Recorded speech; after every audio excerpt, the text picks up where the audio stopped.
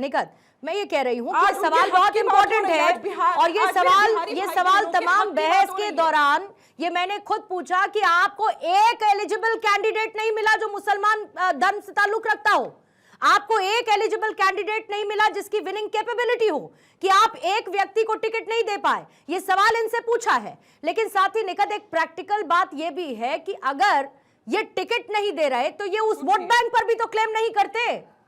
Vote bank तो आपका है ना, वोट बैंक तो आरजेडी का है ना, ये तो मानकर चलते हैं कि मुसलमान इनको वोट देते ही नहीं। सुनिए पूर्णिमा जी, आपकी बात पर चलिए सुनिए, मैं लाना नहीं चाह रही थी उस बात को, लेकिन जब आप वोट बैंक जैसा शब्द ले ही आई तो पूर्णिमा जी मुझे तो आपकी इस बात पर और इस पंक्ति पर भी आपत्ति है जो आपने शुरू में कहा कि इस बार मुसलमानों का जो एम फैक्टर वोट है उसका रिमोट कंट्रोल किसके हाथ में। अरे मेरे मुसलमान भाई बहनों को इतना छोटा समझ लिया, ना वो वोट बैंक है ना वो दरी बिछाने वाले हैं। उन्हें मालूम है कि कौन यहां पर जातियों की, धर्मों की बांटने की, काटने की राजनीति कर रहा है। उन्हें पता है कि कौन रोजगार देने की युवाओं की बात कर रहा है, उन्हें पता है कौन महिला सुरक्षा की बात कर रहा है, उन्हें पता है सड़क बनाने का काम कौन कर रहा है, उन्हें पता है कि यहां पर अस्पतालों में, जो अस्पताल के विभाग में, हेल्थ के विभाग में जो 1300 करोड़ रुपए यहां पर घसीट कर बैठी है करप्शन के मामले में, चाहे जदयू की सरकार और भारतीय जनता पार्टी की ये सरकार हो, नीतीश बाबू की सरकार, वो पता है कि आज अगर वो किसी के लिए इस्तेमाल नहीं हो रहा, हेल्थ विभाग में अगर इस्तेमाल नहीं हो रहा, तो मुसलमान व्यक्ति को भी उतनी ही दिक्कत हो रही है जितनी मेरे हिंदू भाई बहन को हो रही है। अरे काहे की वोट बैंक?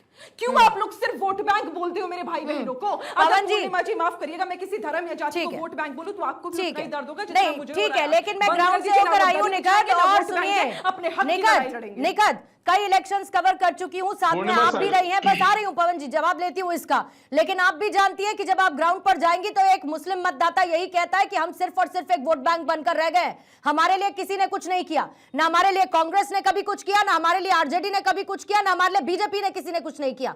वो ये लगातार कहते हैं और ये बात आप भी बहुत अच्छी तरीके से जानती है क्यों उनके अंदर ये ट्रस्ट डेफिसिट है।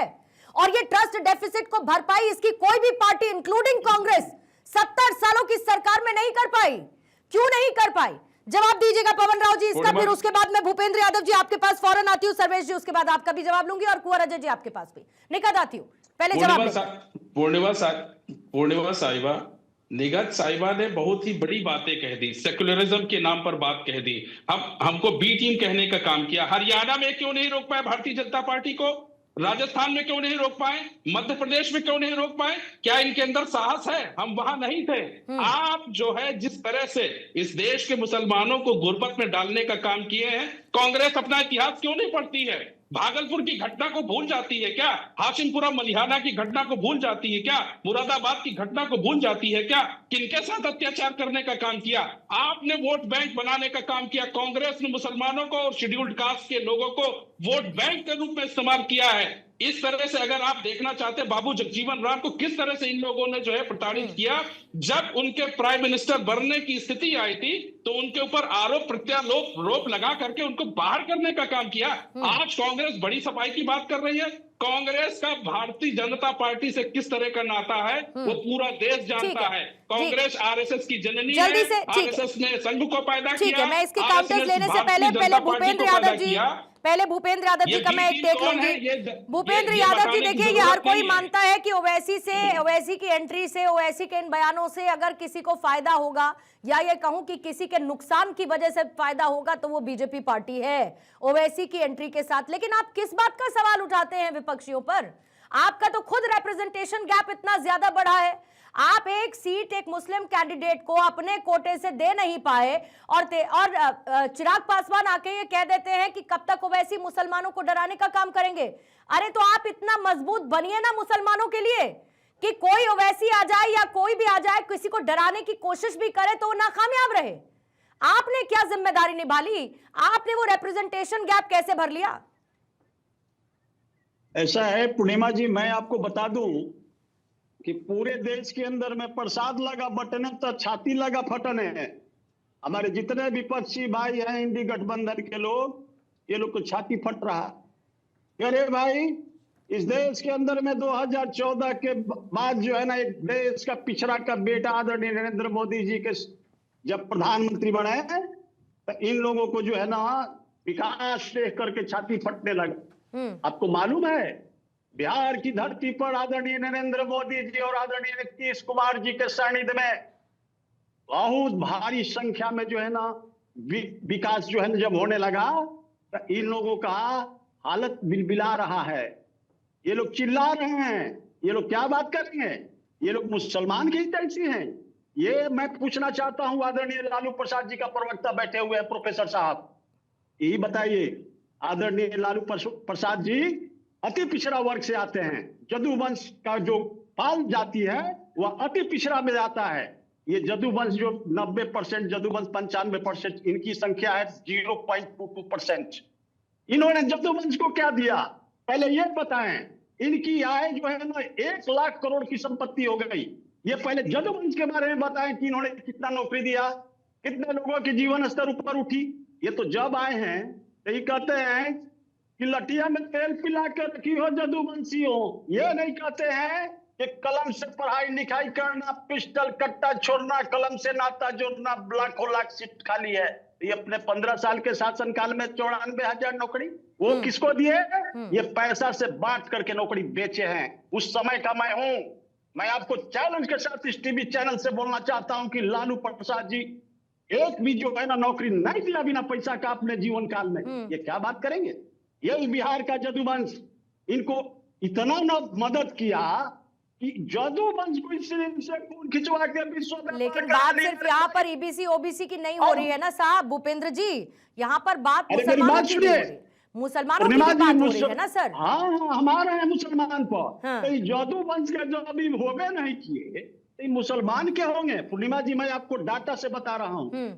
ये जानते हैं कि कितने लोगों को सीट दिए हैं राजद की पार्टी और कांग्रेस की पार्टी? आप देखिए 27% ओबीसी है मुसलमान में, 13% जो है ना ईबीसी है। इसका जानते हैं कितना टिकट मिला है? 5 टिकट। वो भी ओबीसी के लोगों को दिया, ईबीसी को 9। जिसमें जानते हैं पसमंदा समाज का जो है ना भारी संख्या में 90% जो है ना जनसंख्या इस प्रदेश के अंदर में है पूर्णिमा जी। और ये 90% की इग्नोर करके इन्होंने 5 सीट ओबीसी को दिया और 10 सीट जो है ना ये क्या किया, स्वर्ण जातियों को दे दिया, जिसकी आबादी जानते हैं कितना है प्रदेशों के अंदर में? मात्र 4.8% वाले को ये 10% जो है 10 सीट देने का काम किया हमारे आदरणीय लालू। और आपने कितना दिया? सवर्णों को टिकट देने का परसेंटेज बीजेपी का कितना है? मेरे है एकदम है, सवर्णों का है मेरे यहाँ। हम तो डंके के चोट पर। हाँ, तो इसीलिए तो आपको सवर्णों की पार्टी कहा जाता है, इसीलिए तो सवर्णों की पार्टी बीजेपी को कहलाया जाता है सर। बात यहाँ पर ईबीसी ओबीसी और सवर्णों के इक्वेशन की नहीं है, वो तो कल मोदी जी देखिए कर चुके हैं। कर्पूरी ग्राम पहुंचने के बाद इस संदेश को वो साफ कर चुके हैं।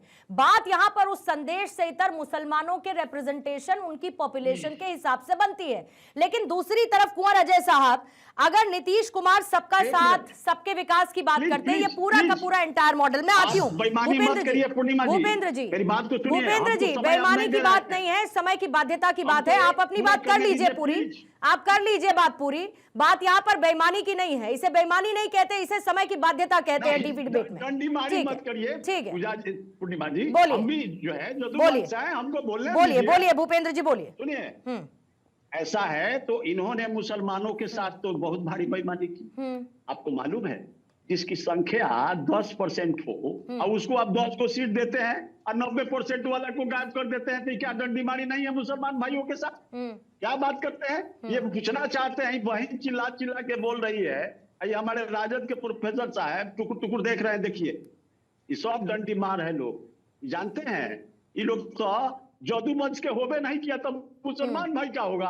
ये वो फूटा ही नाव लेके घूमत चल रहा है बिहार में तेजस्वी मरकजी गुफा छोड़ करके कि हम पूरे बिहार के 3.25 करोड़ नौजवानों को 3.25 करोड़ परिवार को नौकरी देंगे। कहीं बताइए कि कितना बड़ा बकूस है, झूठ बोल रहे हैं। ये कहाँ से नौकरी देगा रे भाई? इतना पैसा कहाँ से आएगा? बिहार के अंदर में रिसोर्स की अभाव है। 3,17,000 करोड़ का बजट है हमारा।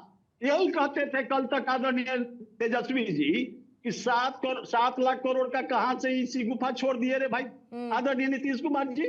आज ही जो है ना करीब करीब 2.5 से 3 करोड़ नौजवानों को नौकरी देने की बात ठीक करते है। हैं। ये कितना अच्छा, मायने चलिए रखता है? प्रैक्टिकली वो नहीं हो पाएगा, मैं भी इस मानती हूँ। बात मैं भी करो, मानती हूँ कि ना ये जीवन उतनी में सरकारी नौकरियां लोगों हैं। को ठगने वाले सुनिए लोग, भूपेंद्र जी, ये लोग मैं ये दंगाई मानती हूँ कि बलवाई ना पार्टी उतनी है लोग। सरकारी नौकरियां हैं जिसकी बात अगर तेजस्वी करते हैं, ना उतना बजट है। आप बेसिक मान के चलिए, बहुत सिंपल सा ये मैथ है सर। बेसिक 18,000 रुपया तो दीजिएगा ना सरकारी नौकरी के साथ।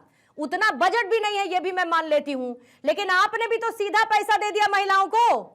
आपको पता है महिला वोट बैंक आपको इंटैक्ट रखना है, तो वहां पर तो सब बढ़िया, इधर बड़ी समस्या। दिया महिलाएं को सशक्त करना हमारी ड्यूटी बनती ठीक है। है।